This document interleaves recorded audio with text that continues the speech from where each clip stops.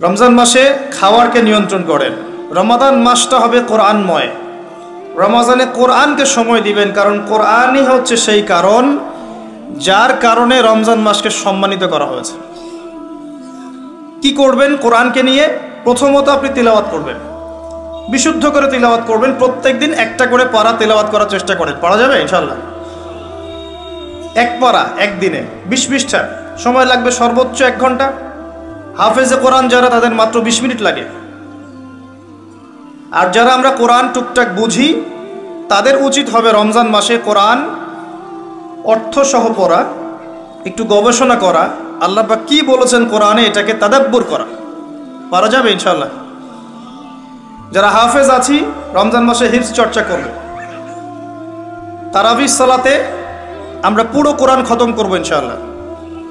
এবং তারাবির সালাতে যিনি তেলাওয়াত করবেন, তার তিলাওয়াতটা হবে সুমধুর। সবচেয়ে সেরা তেলাওয়াতকারীকে তারাবি পড়াতে দেবেন। ইমাম সাহেবদেরকে, মুয়াজ্জিন সাহেবদেরকে, খতিব সাহেবদেরকে, তাদের পরিবারের দায়িত্ব আপনারা নিয়ে নেবেন। তারা এই মাসে দিনকে সময় দিবে, কোরআনকে সময় দিবে, তারাবি পড়াবে, নামাজ পড়াবে। তাদের ফ্যামিলির দায়িত্ব আপনারা নেবেন। তাদেরকে ভালো অঙ্কের হাদিয়ার ব্যবস্থা করবেন, যাতে তাদের টাকা পয়সা রিজিকের জন্য ফিকির করতে না হয়। পারবেন না ইনশাআল্লাহ? ইনশাআল্লাহ তাআলা কোরআনকে সময় দিবেন, কোরআন তাদাব্বুর করবেন, গবেষণা করবেন, তিলাওয়াত করবেন। এটাই সেই মাস যেই মাসে কোরআন নাজিল হয়েছে। আর কোরআন নাজিল হয়েছে বলেই বিশ্বে ইসলাম প্রতিষ্ঠা পেয়েছে। কোরআন না থাকলে ইসলাম থাকতো? হাদিস না থাকলে ইসলাম থাকতো? কোরআন হাদিস আল্লাহর ওয়াহি, আল্লাহর প্রত্যাদেশ এই মাসে নাজিল করা হয়েছে। তাহলে এই মাসের মূল বিষয়টা কি? এই মাসের মূল বিষয়টাই হচ্ছে কোরআন।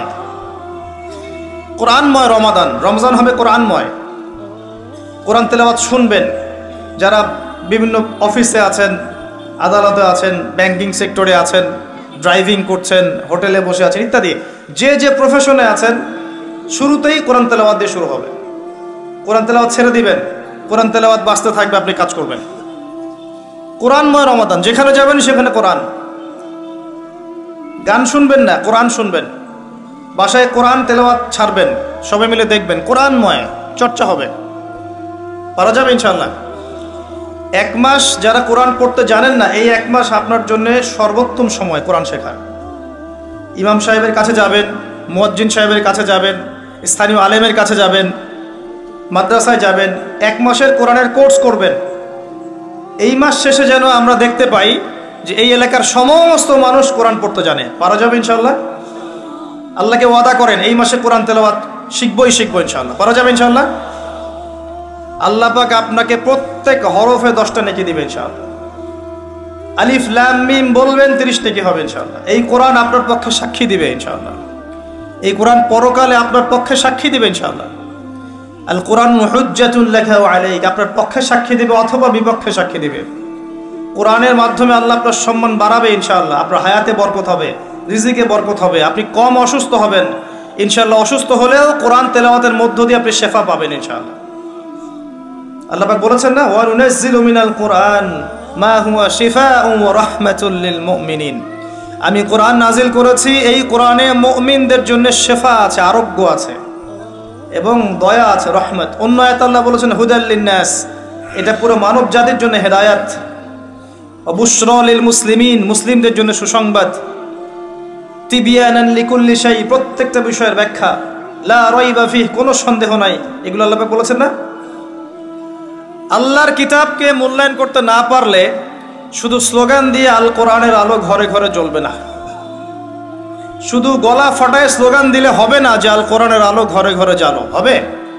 প্রত্যেকটা ঘরে একটা করে কোরআনওয়ালা মানুষ তো লাগবে, লাগবে না? আমাদের প্রত্যেকের ঘরে কি একটা করে কোরআনওয়ালা মানুষ আছে? প্রত্যেক সদস্য কোরআন তেলাওয়াত করতে পারে? তাহলে কেমন করে কোরআনের আলো ঘরে ঘরে জ্বলবে আমাকে বুঝান।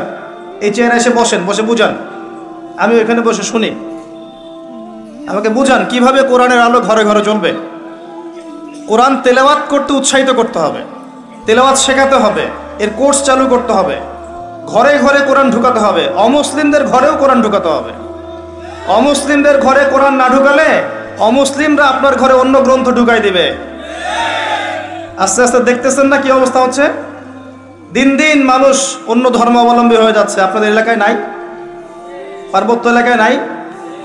উত্তরাঞ্চলে নাই? দেশের বিভিন্ন প্রান্তে গিয়ে দেখবেন দিন দিন মানুষ বিধর্মী হয়ে যাচ্ছে। মানব সেবার নামে, সোশ্যাল ওয়ার্কের নামে, মানবতার নামে, চাকরি দেওয়ার নামে, ঋণ দেওয়ার নামে, এসবের নামে মানুষকে ধর্মান্তরিত করা হচ্ছে। আর মুসলিমরা দিন দিন হয়ে যাচ্ছে খ্রিস্টান হচ্ছে, কেউ বুদ্ধিস্ট হচ্ছে, কেউ অন্য ধর্ম হচ্ছে, কেউ শিয়া হচ্ছে, কেউ কাদিয়ানি হচ্ছে। দিন দিন হচ্ছে এগুলো হতে হতে দেখবেন এমন একটা সময় আসবে যে আমরা ওই ইখতিলাফি বিষয় নিয়ে মারামারি কাটাকাটি করতে থাকবো, ওরা দেখবেন যে পুরো জায়গা দখল করে ফেলেছে। জানি না কবে আমাদের বোধোদয় হবে, কবে আমরা বুঝবো যে আমাদের মূল জিনিসটা হচ্ছে ইসলাম, কোরআন, সুন্নাহ, জামাআহ এবং ঐক্য। ইসলাম না থাকলে আমরাও টিকবো না। যখন ইসলাম থাকবে না তখন আমরাও টিকতে পারবো না। ইসলাম আছে বলেই আমরা টিকে আছি। আর আমরা যদি আল্লাহর পক্ষ থেকে যে দায়িত্ব আমাদেরকে দেওয়া হয়েছে দ্বীনের রক্ষণাবেক্ষণ, এটার দায়িত্ব আমরা পালন না করি, আল্লাহ পাক অন্য জাতিকে এই জায়গায় নিয়ে আসবেন, আমাদেরকে সরিয়ে দিবেন। এটা কি ঠাট্টা মশকরা মনে করছেন? আল্লাহ পাক কোরআনে বলেছেন, ওয়াইন তাতাওয়াল্লাউ, সূরা মুহাম্মদ পড়ে দেখেন, ওয়াইন তাতাওয়াল্লাউ, তোমরা যদি মুখ ফিরিয়ে নাও, ইস্তাবদিল কওমান গায়রাকুম, আল্লাহ পাক অন্য কওমকে তোমাদের জায়গায় নিয়ে আসবেন। সুম্মা লা ইয়াকুনু আমসালাকুম, তারা তোমাদের মতো অপদার্থ হবে না। আল্লাহ পাক আমাদেরকে বোঝার তৌফিক দান করুন। আসলে ভাই লম্বা চওড়া আলোচনা করে লাভ নাই, মূল কথা কিন্তু খুব অল্প। মূল কথাটুকু যদি আপনারা বুঝতে পারেন, আমি বুঝাতে পারি, বলবো যে আজকের মাহফিল সফল। আমরা দোয়া করি আজকের মাহফিল যারা অ্যারেঞ্জ করেছে, শ্রম দিয়েছে, অর্থ দিয়েছে, মেধা দিয়েছে, প্রশাসনিক সহযোগিতা দিয়েছে, সার্বিকভাবে সহযোগিতা করেছে, আল্লাহ পাক সবার নেক হায়াত, হালাল রিজিকে আল্লাহ পাক বৃদ্ধি করুন, আমিন। কোরআনময় রমাদান হবে, রমজানটা হবে কোরআনময়। খালি কোরআন নিয়ে পড়ে থাকবেন, হাদিস পড়বেন, তালিম করবেন, মসজিদে নামাজের পরে হাদিসের চর্চা হবে, আসর থেকে মাগরিব পর্যন্ত ইমাম সাহেব একটা বিষয়ের উপর দার্স দেবে, একসাথে ইফতার করবেন, একটা ইসলামী সংস্কৃতি বিরাজ করবে। আমলের মৌসুম, গুনাহ মাফ করানোর একটা মৌসুম। সেই ব্যক্তির জন্য ধ্বংস যে ব্যক্তি রমজান মাসকে পেয়েছে কিন্তু তার গুনাহ মাফ করাতে পারলো না। সেই ব্যক্তির জন্য ধ্বংস, এই দোয়া করেছেন নবী সাল্লাল্লাহু আলাইহি ওয়াসাল্লাম, বদদোয়া করেছেন। সেই ব্যক্তির জন্য ধ্বংস যে রমজান মাসকে পেয়েছে কিন্তু রমজান মাসকে পেয়েও তার গুনাহগুলো মাফ করাতে পারলো না। এখন আমরা তো জানি না আমাদের গুনাহগুলো কত। যে গুনাহগুলো আমরা জানি সেগুলোকে মাথায় নিতে হবে, এই গুনাহ আমি করেছি জীবনে।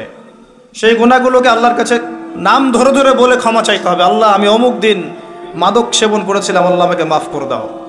আল্লাহ, আমি অমুক দিন বন্ধুদের পাল্লায় পড়ে অন্যায় করেছি, আমাকে মাফ করে দাও। আল্লাহ, আমি অমুক দিন সুদ খেয়েছি, আমাকে মাফ করে দাও। যেগুলো মনে পড়ে সেগুলো আল্লাহকে বলতে হবে, বলে বলে মাফ নিতে হবে। আর যদি মানুষের সাথে জড়িত ব্যাপার হয়, আল্লাহ, আমি অমুকের রিলিফের মাল আত্মসাৎ করেছি, ফেরত দেইনি, আল্লাহ আমাকে মাফ করো, আমাকে সেই মাল ফেরত দেওয়ার তৌফিক দাও। আল্লাহ, আমি অমুকের জমি আত্মসাৎ করেছিলাম, আল্লাহ আমাকে ওই জমি ফেরত দেওয়ার তৌফিক দাও।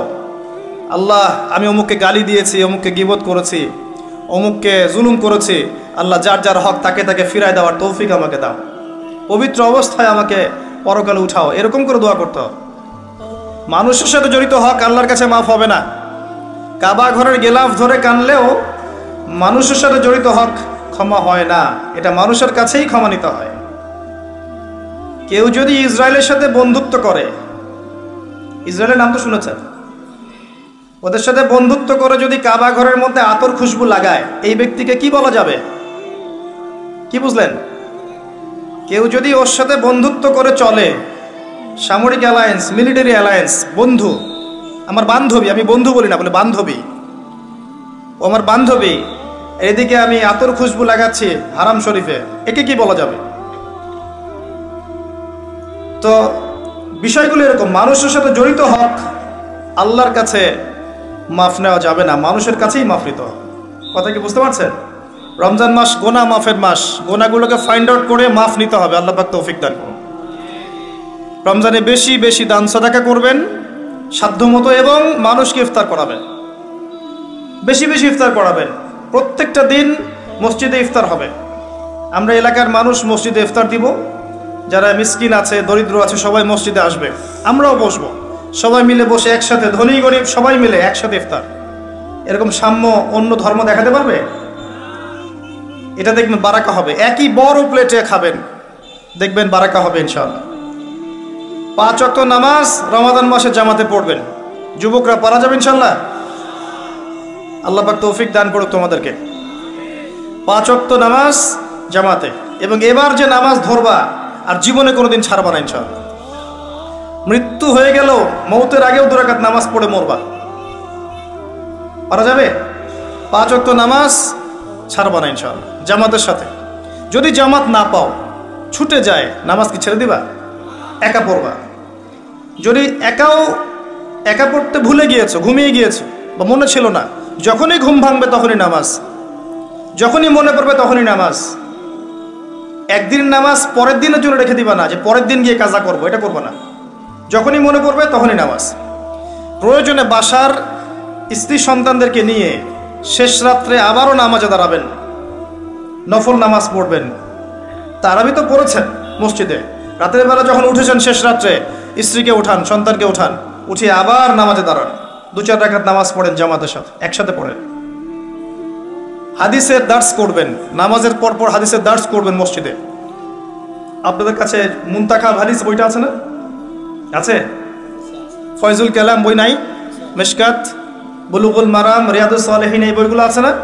হাদিসের এই কিতাবগুলো থেকে মসজিদে নামাজের পর দার্স হবে, সবাই অ্যাটেন্ড করবে, দেখবেন একটা নুরানি পরিবেশ গড়ে উঠবে। রমজান মাস এইসব কাজের মাস। আপনার রমজানের যে খরচাপাতিগুলো আছে আগে করে ফেলবেন। এই শাবান মাস শেষ হয়ে যাচ্ছে, এই 15 দিনের মধ্যেই আপনি রমজানের খরচাপাতি করে ফেলবেন। রমজান মাসে বেশি বেশি বাজারে যাবেন না। এই মাসটাতে আপনি আল্লাহকে সময় দিবেন, সেজদায় সময় দিবেন, আপনি রিল্যাক্সে নামাজ পড়বেন, তাড়াহুড়া করবেন না। দুনিয়ার কাজকে কমিয়ে ফেলবেন, দুনিয়ার অনেকগুলো কাজ আপনি কমিয়ে ফেলবেন। রমজান আমরা দেখি আমরা দুনিয়ার কাজে ব্যস্ত হয়ে যাই, আর মা বোনরা রান্নার কাজে ব্যস্ত হয়ে যায়। এই কাজ করবেন না। এত বেশি রান্নার তো প্রয়োজন নেই আমার। ভাত রান্না করবেন, একটা মূল তরকারি, সাথে সবজি বা সালাদ, এরকম কিছু। এত 10টা 20টা আইটেম করতে হবে কি জন্য? এত খেতে হবে কেন? আমরা কি দুনিয়াতে খেতে আসছি? দুনিয়াতে আসছি কি জন্যে? আমরা কি খাওয়ার জন্য বাঁচবো না বাঁচার জন্য খাবো? কোনটা? কিছু কিছু মানুষ খাওয়ার জন্যই বাঁচে, আর কিছু মানুষ বাঁচার জন্য খায়। নবী সাল্লাল্লাহু আলাইহি ওয়াসাল্লাম কি খাওয়ার জন্য বাঁচতেন? তিনি বলছেন, যদি খেতেই হয় মুসলিমদেরকে, তাহলে তারা যেন 1 ভাগ খায়, পেটের 1 ভাগ খায়, আরেক ভাগ পানি দিয়ে পূর্ণ করে, আরেক ভাগ ফাঁকা রাখে। আমাকে দেখান তো কতজন মানুষ এই সুন্নাহ পালন করে? পারলে আমরা 7 পেট খাই, 7 পেট। তারপরে দেখবেন যে বিশাল ঘুড়ি নিয়ে এইসব চেয়ারে বসে ওয়াজ করছে, সুন্নতের মাধ্যমে জীবন করতে হবে, জাতি রাজি আছো কিনা?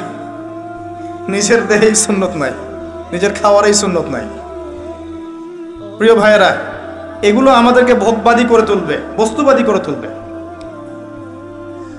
রমজান মাসে দুনিয়ার কাজ কমিয়ে ফেলেন। আপনি যদি আপনার 20,000 টাকা দিয়ে সংসার চলে যায়, আপনার 40,000-এর দিকে যাওয়ার দরকার নাই। যদি আপনার 2-3টা আইটেম দিয়ে আপনি খাওয়ার ক্লোজ করতে পারেন, আপনার 8-10টা আইটেম করার দরকার নাই। আপনি ওই সময়টা কোরআন তাদাব্বুরে দেন, কোরআন শেখান, হাদিসের দার্সে দেন, বাচ্চা কাচ্চাদেরকে সময় দেন, পরিবারকে সময় দেন, দিনের জন্য একটু মেহনত করেন, আল্লাহর পথে মানুষকে দাওয়াত দেন, একটু সময় দেন।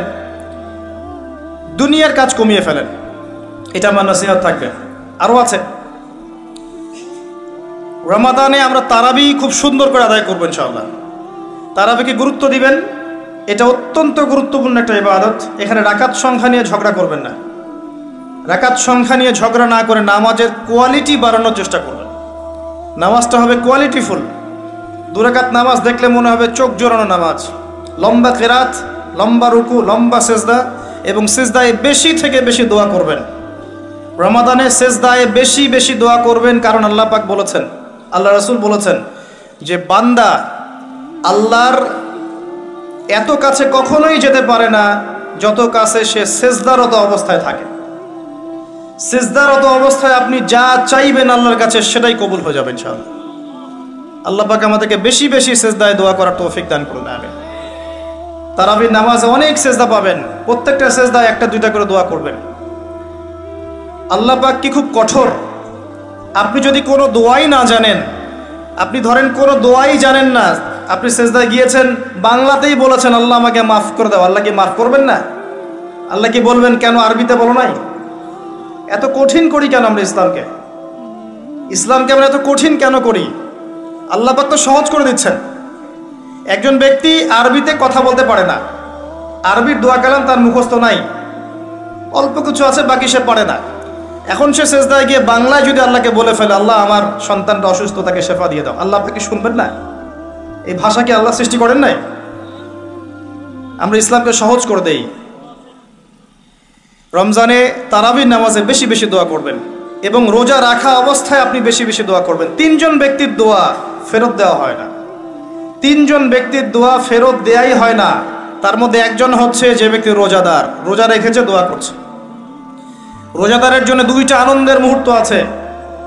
একটা হচ্ছে ইফতারের সময় যখন সে ইফতার করে, একটা হচ্ছে যখন এর প্রতিদান আল্লাহ পাক দিবেন পরকালে, ওই সময়টা সে অত্যন্ত খুশি হয়ে যাবে। রোজাদার ব্যক্তির মুখের ঘ্রাণ যে দুর্গন্ধটা বের হয়, এটা আল্লাহর কাছে মেশকম্বরের চেয়ে বেশি পছন্দনীয়। রোজা অবস্থায় বেশি বেশি দোয়া করবেন, নিজের জন্যে, পরিবারের জন্যে, সমাজের জন্যে, রাষ্ট্রের জন্যে, আমাদের মুসলিম উম্মার জন্যে, সবার জন্য দোয়া করবেন। দোয়াকে সংকীর্ণ করবেন না, সবার জন্য দোয়া করবেন। যখন আপনি অন্য মুসলিম ভাইয়ের জন্য দোয়া করবেন, তখন আপনার মাথার কাছে একজন ফেরেশতা আসবেন, এসে বলবেন তোমার জন্যেও তাই হোক, তুমি যার জন্য দোয়া করছো। সুবহানাল্লাহ। আপনি দোয়া করেন যে আল্লাহ আবু তোয়া ভাইকে তুমি দীর্ঘ নেক হায়াত দিও, তাহলে দেখবেন আপনার মাথার কাছে ফেরেশতা এসে বলবে যে তোমার জন্যও তাই হোক। এটা পলিটিক্স করলাম আপনাদের দোয়া পাওয়ার জন্যে, সেই দোয়া করবেন। আচ্ছা, আরও আছে। রমাদান মাসে আমাদের মা বোনদেরকে খাস পর্দায় রাখার চেষ্টা করেন, আর স্পেশালি নিজের যে ইনকাম, আপনার যে বেতন, এই বেতনের বড় অংশটা ওদের হাতে দিয়ে বলিয়েন না শেষ দশকে মার্কেটে যায় মার্কেটিং করে আস, এটা বলেন না। তাহলে শেষের দশকটা তারা নাপাক করে ফেলবে। শেষের দশকটা লাইলাতুল কদর পাওয়ার দশক, এই সময়টা ইতাকাফ করতে হয় মসজিদে, সুন্নত, যাতে করে আমরা লাইলাতুল কদর পেয়ে যাই। আর শেষের দশকে আপনি দেখবেন মুসলিমরা বেশি বেশি হাট বাজার করছে, মার্কেটিং করছে, ঈদের শপিং করতে হবে। এই শপিংটা আগে করা যেত না? এখন যদি আমার কাছে টাকা থাকে, আমি যদি একটা জুব্বা বানিয়ে রাখি বা একটা বোরখা কিনে রাখি, বাচ্চাদের কিছু কাপড় কিনে রাখি, এটা তার ঈদের দিন পড়বে, হকাদায় হবে না? করা যাবে না? ওই আগের রাতেই কিনতে হবে। দেখবেন আগের রাতে সারা এলাকায় গান বাজনা হচ্ছে, হোটেলে হোটেলে গান বাজছে, চায়ের দোকানে গান বাজছে, মনে হচ্ছে যেন শয়তান নাজিল হলো। আবার শয়তানকে বেঁধে রাখা হয়েছিল, এবার শয়তান খোলা, এবার শয়তান পৃথিবীতে বিচরণ করছে। প্রত্যেকটা দোকানে দোকানে শয়তান, গান বাজতেছে। ঢাকা শহরের রাস্তাঘাটে গিয়ে দেখবেন কি একটা অবস্থা, গান বাজতেছে, ডিজে পার্টি হচ্ছে, বোমা ফাটাচ্ছে, বোমা মানে চকলেট বোমা, এই পটকা পটকা এগুলো ফাটাচ্ছে, হই হুল্লা করছে, নাচ গান করছে, ছেলে মেয়ে একসাথে হই হুল্লা করছে। কি একটা মজা! এদের জন্য ঈদের আনন্দ। সারা মাস নামাজ পড়ে নাই, রোজাও ঠিকঠাক মতো রাখে নাই, দান সদকা করেনি, তারাবি পড়ে নাই, তাজকিয়ার কোনো খবর নাই, এদের জন্য কি ঈদের আনন্দ? কাদের জন্য? আল্লাহ পাক বলছেন কদ আফলাহা মান যাক্কাহা, সেই ব্যক্তির জন্য ঈদের আনন্দ। কদ আফলাহা মান যাক্কাহা, সে সফল হলো যে তাজকিয়া অর্জন করতে পেরেছে। কদ আফলাহা মান তাযাক্কা ওয়া যাকারা ইসমা রাব্বিহি ফাসাল্লা, এবং রবের নাম উচ্চারণ করতে করতে সালাত আদায় করতে ঈদগাহের মাঠে গিয়েছে। আল্লাহু আকবার, আল্লাহু আকবার, লা ইলাহা ইল্লাল্লাহ, ওয়াল্লাহু আকবার, আল্লাহু আকবার, ওয়ালিল্লাহিল হামদ, এটা পড়তে পড়তে ঈদগাহের মাঠে গিয়েছে। এর জন্য ঈদের আনন্দ। তো আমরা এই বিষয়গুলোতে একটু বেশি খেয়াল রাখার চেষ্টা করবো ইনশাআল্লাহ। আল্লাহ পাক আমাদের সবাইকে ইফেক্টিভ রমাদান পালন করার তৌফিক দান করুন, রমাদান মাসকে কোরআনময় করুন, আল্লাহুম্মা আমিন। আমি আরেকটা অংশে গিয়ে কিছু নসিহত করে শেষ করবো ইনশাআল্লাহ তাআলা, আমাদের হাতে এখনো কিছু সময় আছে। রমজান মাস কোরআনময় মাস, এই কোরআনময় মাসে আপনি কিভাবে কোরআন চর্চা করবেন আমি একটা এক্সাম্পল দিচ্ছি খালি। মনে করেন আপনি আল কোরআন বিশুদ্ধ করে তেলাওয়াত করতে জানেন না, আপনার জন্য এই মাসের টার্গেট হচ্ছে আপনি এই মাসে কোরআন তেলাওয়াত করা শিখবেন, এতটুকু। মনে করেন আপনি কোরআন তেলাওয়াত করতে জানেন, আপনার জন্য টার্গেট হচ্ছে এই মাসে আপনি পুরো কোরআন একবার খতম দেবেন, প্রত্যেকদিন এক পারা করে পড়বেন। মনে করেন আপনি কোরআনের হাফেজ, তাহলে আপনার টার্গেট হচ্ছে এই মাসে আপনি আল কোরআন শুরু থেকে শেষ পর্যন্ত হিফজটা চর্চা করবেন। এক একজনের দায়িত্ব এক এক রকম। মনে করেন আপনি কোরআনে হাফেজ, আরবি ভাষা বোঝেন, মাশাআল্লাহ, আরবি ব্যাকরণ বোঝেন, কোরআন তিলাওয়াত করতে জানেন, আলহামদুলিল্লাহ। এখন এই মাসে আপনার দায়িত্ব হচ্ছে আপনি কোরআনের ভিতরে ঢুকবেন, ঢুকে অর্থগুলো গবেষণা করবেন। এক এক মানুষের সেকশন এক এক রকম। এবং যারা স্কলার, বিজ্ঞ আলেম, তারা কোরআন থেকে গবেষণা করে এই মাসে নতুন নতুন দার্স মানুষকে দিবে, কোরআন মানুষকে শেখাবে। কীরকম করে? ফর এক্সাম্পল, মনে করেন আপনি কোরআন খুলেছেন, এখানে একটা সূরা বের হলো, সূরাতুল লুকমান। কি নাম? সূরা লুকমান। আপনি পড়া শুরু করলে সূরা লুকমান মাক্কি সূরা না মাদানী সূরা? সূরা লুকমানের আয়াত সংখ্যা কত? সূরা লুকমানের মেইন পয়েন্টসগুলো কি কি? তাফসীর আপনার বাসায় থাকবে, যেটা আপনি বেশি পছন্দ করেন, মারিফুল কোরআন হোক, ইবনে কাসির হোক বা জালালাইন হোক, যেটা আপনার কাছে বেস্ট মনে হয় খুলবেন, নোট আউট করবেন, খাতা নেবেন, খাতা কলম নেবেন, সূরা লুকমান মাক্কি সূরা না মাদানী সূরা লিখবেন, আয়াত সংখ্যা কত, রুকু সংখ্যা কত, এই সূরার মূল পয়েন্টসগুলো কি কি, আয়াত নাম্বার 1 কি বলেছেন আল্লাহ পাক, পড়ছেন লিখছেন, পড়ছেন লিখছেন।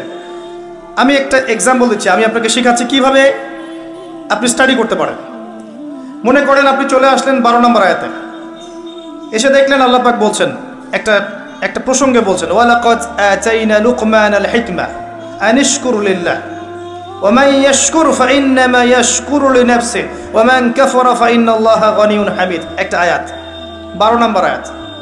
এবার আপনি এখানে দেখছেন ওয়ালাকাদ আতাইনা লুকমানাল হিকমা, আল্লাহ পাক বলছেন নিশ্চয়ই আমি লোকমানকে হিকমত দিয়েছি, প্রজ্ঞা দিয়েছি। আপনার পয়েন্ট কি? লোকমান কে? 2 নম্বর পয়েন্ট, হিকমা, প্রজ্ঞা কি? বুঝতে পারছেন কিভাবে স্টাডি করবেন? লোকমান কে? ওয়ালাকাদ আতাইনা লুকমানাল হিকমা, আমি লোকমান আলাইহিস সালামকে হিকমা দিয়েছি। অনেকে বলেন তিনি নবী ছিলেন, আবার অনেকে বলেন তিনি নবী ছিলেন না, তিনি একজন আল্লাহর ওলি ছিলেন।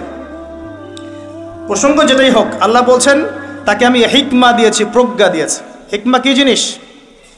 হিকমা কি? দূরদর্শিতা, প্রজ্ঞা, বিচক্ষণতা, প্রচণ্ড গভীর জ্ঞান দিয়েছি।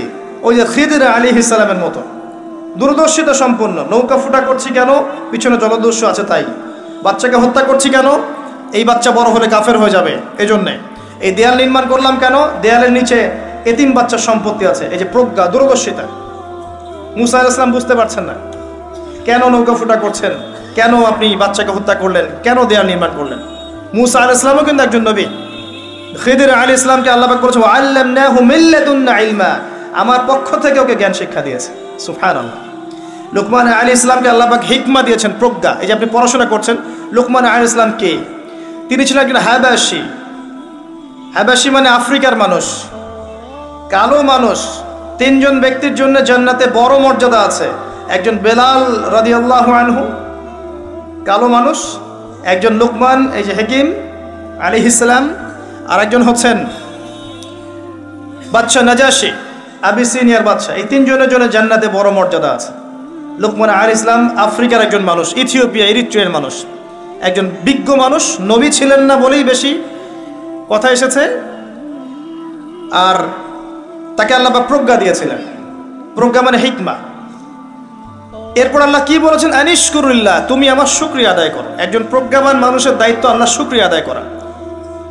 আল্লাহ অন্য সূরায় বলেছেন লাইন শাকারতুম লায়াজিদান্নাকুম, তোমরা আমার শুকরিয়া আদায় করলে আমি নিয়ামত কি করব? বাড়িয়ে দিব। লাইন কাফারতুম ইন্না আযাবি লাশাদীদ, কুফরি করলে জেনে রাখো আমার আযাব বড় কঠিন। একটা আয়াত থেকে আপনি অনেকগুলো মেসেজ পাচ্ছেন। লোকমান আলাইহিস সালাম কে ছিলেন? তাকে আল্লাহ পাক কি দিয়েছিলেন? তিনি কোথাকার মানুষ ছিলেন? তাকে আল্লাহ কি বলেছেন? শুকরিয়া আদায় করতে বলেছেন। আমিও শুকরিয়া আদায় করবো ইনশাআল্লাহ, বলবো আলহামদুলিল্লাহ। এবং আল্লাহ বলছেন যে ব্যক্তি শুকরিয়া আদায় করে সে নিজের জন্যই করে, কেউ যদি কুফরি করে আল্লাহর কিচ্ছু যায় আসে না। একটা শিক্ষা পেলেন, এভাবে আয়াত বাই আয়াত স্টাডি করবেন।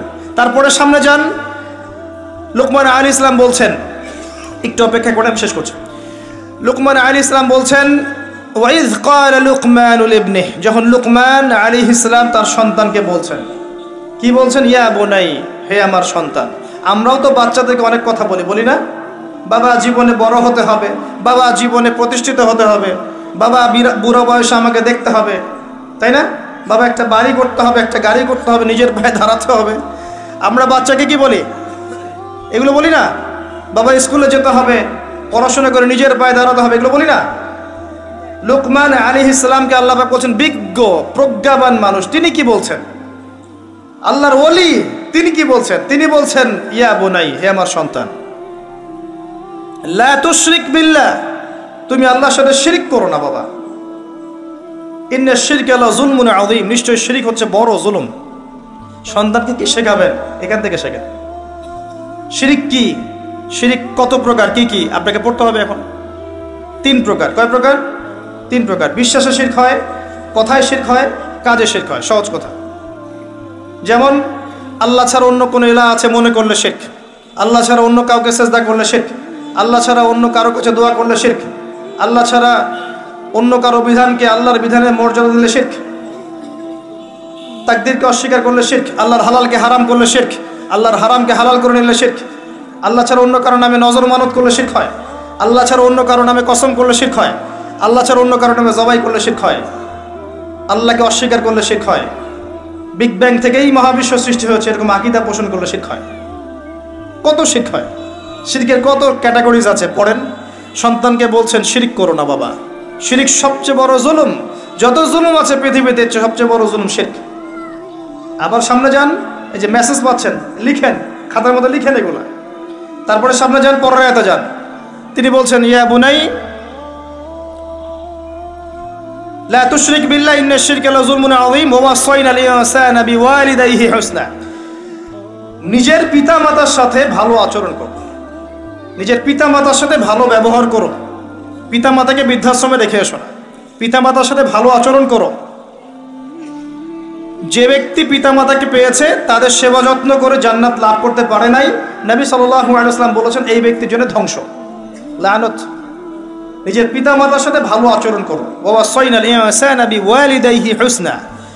কি করেছেন তারা? আমার জন্য হামালাতহু উম্মুহু ওয়াহনান আলা ওয়াহন, তার মা তাকে কষ্টের পর কষ্ট সহ্য করে গর্ভধারণ করেছে। একটা দিন গর্ভধারণের কষ্টকে আমরা শোধ করতে পারবো? কেউ পারবে? পিঠের চামড়া তুলে পাপোশ বানালে মায়ের ঋণ শোধ হবে? ওয়াফিসালুহু ফি আমাইন, শুধু তাই নয়, 2 বছর কয়েক মাস দুধও পান করিয়েছে, 2 বছরের বেশি দুধও পান করিয়েছে। এই মায়ের 1 ফোঁটা দুধের দাম কেউ শোধ করতে পারবে? তখন আমার কোনো বোধ শক্তি ছিল? খালি কাঁদতাম ক্ষুধা লাগলে, মা বুঝে ফেলতো যে আমার ক্ষুধা লেগেছে। মায়ের মূল্য কে দিবে? যাদের মা নাই তারা জানে মায়ের মর্যাদা কেমন, তাই না?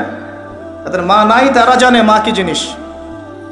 প্রিয় ভাইয়েরা, বাবা মার সাথে কখনো খারাপ ব্যবহার করতে যায় না। আপনাকে মারুক কাটুক যাই করুক, সম্পত্তি থেকে বঞ্চিত করলেও আপনি খারাপ ব্যবহার করতে যায় না। আর এখন শেষ জামানা চলছে, মানুষ বাপকে হত্যা করে, মানুষ মাকে হত্যা করে, দেখেন না? মানুষ ভাইকে হত্যা করে, বোনকে হত্যা করে, প্রতিবেশী প্রতিবেশীকে হত্যা করে, ভাই ভাইকে হত্যা করে। আখিরুজ জামান। আর কোন সাইনের জন্য অপেক্ষা করছেন? আর কোন নিদর্শনের জন্য অপেক্ষা করছেন? ওয়াফিসালুহু ফি আমাইন আনিশকুর লি ওয়া লিওয়ালিদাইকা ইলাইয়াল মাসির। আমার আল্লাহ বলছেন আমার শুকরিয়া আদায় করো, তোমার পিতামাতার শুকরিয়া আদায় করো, আর মনে রেখো আমার কাছেই ফিরে আসতে হবে। তবে জেনে রেখো, তারপরের আয়াতে এগুলো নোট করবেন। তারপরের আয়াতে লেখা আছে, আল্লাহ পাক বলেছেন ওয়াইন জাহাদাকা আলা আন তুশরিকা বিমা লাইসা লাকা বিহি ইলম ফালা তুতিউহুমা। তোমার এই পিতামাতাও যদি তোমাকে আমার সাথে শিরক করতে বলে তাহলে কোশ্চিন কালেও তাদের কথা শুনো না। এবার বুঝলে আল্লাহর মর্যাদা কোথায়, শিরক কি জিনিস। যদি এই পিতামাতাও তোমাকে শিরক করতে বলে তাদের কথা শুনো না। তবে ওয়াসাহিবহুমা ফিদ দুনিয়া মারুফা, এই দুনিয়াতে তাদের সাথে ভালো আচরণ করো, ভালো আচরণ, হক আদায় করো, অমুসলিম হলেও হক আদায় করো। আনিশকুর লি ওয়া লিওয়ালিদাইকা ইলাইয়াল মাসির ওয়াইন জাহাদাকা আলা আন তুশরিকা বিমা লাইসা লাকা বিহি ইলম ফালা তুতিউহুমা ওয়াসাহিবহুমা ফিদ দুনিয়া মারুফা। আল্লাহ বলেন ওয়াত্তাবি' সাবিলা মান আনাবা ইলাই, যে রাস্তাটা আমার দিকে আসে, যেই পথ আমার পর্যন্ত পৌঁছায় সেই পথ ফলো করো। এটা কোন পথ? মুহাম্মদ সাল্লাল্লাহু আলাইহি ওয়াসাল্লামের পথ, তাই নয় কি? যে পথ আমার পর্যন্ত আসে সেই পথ অনুসরণ করো, সেটা হচ্ছে মুহাম্মদ সাল্লাল্লাহু আলাইহি ওয়াসাল্লামের তরিকা। এরপর আল্লাহ আরো বলেছেন আকিমিস সালাহ, হে আমার সন্তান, লুকমান আলাইহিস সালাম নসিহত করছেন, হে আমার সন্তান আকিমিস সালাহ, সালাত কায়েম করো। বাবা, আমরা বাচ্চাকে কি বলে? বাবা এই কার্টুন দেখো, বাবা চকলেট খাও, বাবা এই যে আমরা ছোট ছোট গাড়ি কিনে চালাও, মাঠে খেলো। কে বলছেন? লুকমান হাকিম, তিনি বলছেন আকিমিস সালাহ, সালাত কায়েম করো বাবা। ওয়া'মুর বিল মা'রুফ, এবং মানুষকে সৎ কাজের আদেশ করবে, ভালো ভালো কথা বলবে, নামাজ পড়তে বলবে, রোজা রাখতে বলবে, হজ যাকাতের কথা বলবে, ইসলামের সৌন্দর্যের কথা বলবে, মানুষকে ভালো ভালো কথা বলবে। একই সাথে ওয়ানহা আনিল মুনকার, এবং অসৎ কাজের নিষেধ করো। শুধু সুরসুরি মার্কা দাওয়াত দিও না মানুষকে, যেগুলো দাওয়াত দিলে কোনো সমস্যা নাই সেগুলোই বলে বেড়ায় না। অসৎ কাজের নিষেধও করো। শুধু বলো না নামাজই পড়তে হবে, এটাও বলো যে সুদ ছাড়তে হবে। শুধু বলো না রমজানের রোজা রাখতে, এটাও বলো যে ঘুষ ছাড়তে হবে। শুধু বলো না যে দান সদকা করেন, এটাও বলো যে জেনা করো না, মদ খেও না, দুর্নীতি করো না, আল্লাহর জমিন, আল্লাহর দিনটা প্রতিষ্ঠা করো। অসৎ কাজের নিষেধ করো। ওয়াসবির আলা মা আসাবাক, যখন অসৎ কাজে নিষেধ করবে তখন অনেক বাধা বিপত্তি আসবে, ওই সময় সবর করো। ওয়াসবির আলা মা আসাবাক, এরপর সবর করো। কারণ যখন তুমি সৎ কাজের আদেশ করবে তখন মানুষ তোমাকে কিছু বলবে না। যখন এর সাথে অসৎ কাজে নিষেধ শুরু করবে তখন তোমার উপর বাধা আসবে, জুলুম আসবে, নির্যাতন আসবে, শারীরিক নির্যাতন আসবে, মানসিক আসবে, পারিবারিক আসবে, সামাজিক আসবে, বহুত নির্যাতন আসবে। তখন ওয়াসবির আলা মা আসাবাক, সবর করো, যা আসছে এর উপর সবর করো। ইন্না যালিকা মিন আজমিল উমুর, এই সবরটা খুব কঠিন, এটাই সবচেয়ে বড় লেভেলের ইবাদত, সবচেয়ে কঠিন এটা। আল্লাহ পাক তার ভাষা আরো বলেছেন ওয়ালা তুসাইর খাদ্দাকা লিন্নাস, এগুলো নোট করলেন। ওয়ালা তুসাইর খাদ্দাকা লিন্নাস, মানুষের দিক থেকে অহংকারের ভরে মুখটা ফিরিয়ে নিও না। দেখেন না, অহংকারের মতো মুখটা ফিরিয়ে নিও না। ওয়ালা তুসাইর খাদ্দাকা লিন্নাস ওয়ালা তামশি ফিল আরদি মারহা, আর জমিনের বুকে বুক ফুলিয়ে দম্ভ ভরে চলাফেরা করো না। সূরা বনী ইসরাঈল আল্লাহ পাক বলেছেন ওয়ালা তামশি ফিল আরদি মারহা ইন্নাকা লা তাখরিকুল আরদা ওয়া লান তাবলুগাল জিবালা তুলা, হে মানুষ জমিনের বুকে দম্ভ ভরে চলো না, কারণ তুমি এই জমিনকে ধসিয়ে দিতে পারবে না, আর তুমি পাহাড়ের উচ্চতায় পৌঁছাতে পারবে না। সুবহানাল্লাহ, কি ভাষা! মানুষের মনে আঘাত করার মতো ভাষা। আল্লাহ ছাড়া এমন করে কে কথা বলতে পারেন? ওয়ালা তামশি ফিল আরদি মারহা, জমিনে দম্ভ ভরে চলো না। ইন্নাকা লান তাখরিকুল আরদ, তুমি জমিনকে ধসিয়ে দিতে পারবে না। ওয়া লান তাবলুগাল জিবালা তুলা, পাহাড়ের উচ্চতায় পৌঁছাতে পারবে না। আপনারা পাহাড় এলাকার মানুষ না? উঠতে কত কষ্ট হয় না? তুমি পাহাড়ের উচ্চতায় পৌঁছাতে পারবে না। একজন অহংকারী মানুষকে তার এক্সাম্পলটা এমন, সে মনে করে আমি পাহাড়ের উচ্চতায় পৌঁছে গেছি, কিন্তু নিচ থেকে যে মানুষরা আছে, জমিনের মানুষরা ওকে খুব ক্ষুদ্র দেখতে পায়। কথা বুঝতে পারছেন? ওকে খুব ক্ষুদ্র দেখা যায় উপরে, কিন্তু ও মনে করে আমি অনেক উচ্চতায় চলে গেছি।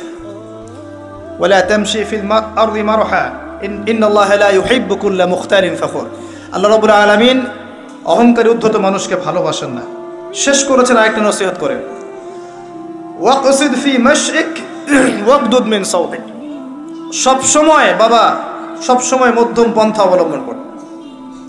শৈথিল্যতাবাদী হয়েও না, গোলালু মার্কা হয়েও না, লা ইলাহা ইল্লাল্লাহ পড়েছি বাস জান্নাতে চলে যাব, এরকম হয়েও না। মধ্যম পন্থায় থাকো, আবার চরমপন্থীও হয়েও না। পান থেকে চুন খসলে একদম মানুষকে মেরে কেটে একাকার করে ফেলাবা, এগুলো করতে যাও না। মধ্যম পন্থা থাকো। টাকা এসেছে একদম কিপটা হয়ে যাও না, কৃপণ হয়ে যাও না, আবার অপচয় করো না, মধ্যম পন্থা থাকো। প্রতিটা ক্ষেত্রে মধ্যমপন্থী হও। ওয়াকদুদ মিন সাওতিক, তোমার গলার স্বর নিচু করো, অনেক জোরে জোরে চিল্লা ফাল্লা করে কথাবার্তা বলো না। কথা কি বুঝতে পারছেন? চিল্লা চিল্লি করে কথা বলো না। ইন্না আনকারাল আসওয়াতি লা সাওতুল হামির, নিশ্চয়ই সবচাইতে নিকৃষ্ট গলার আওয়াজ হচ্ছে গাধার গলার আওয়াজ। আর গাধা অনেক জোরে চিৎকার করে। কি চমৎকার নসিহত করছেন বাবা তার সন্তানকে।